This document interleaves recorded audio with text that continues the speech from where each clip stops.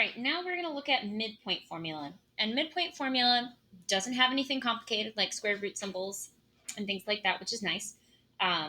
This just finds us the midpoint. We know what that means.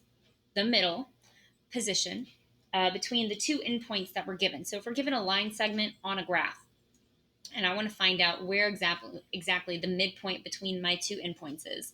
So that means the two pieces are going to be congruent. Then I would use midpoint formula.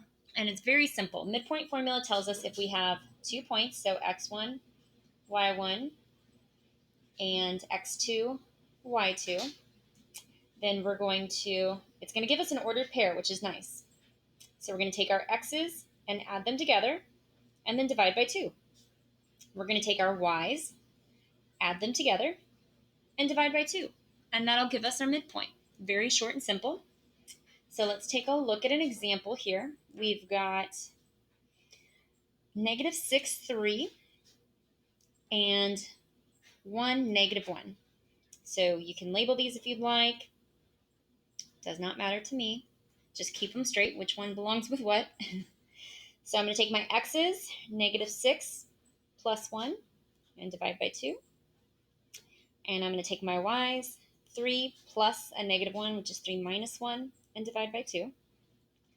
I'm going to simplify this. -6 plus 1 is -5 over 2. And 3 minus 1 is 2. So 2 over 2.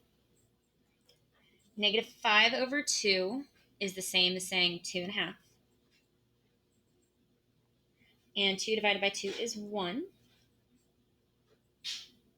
So if we look at where our point could be, we're looking at -2.5 and up 1. So right there is our midpoint.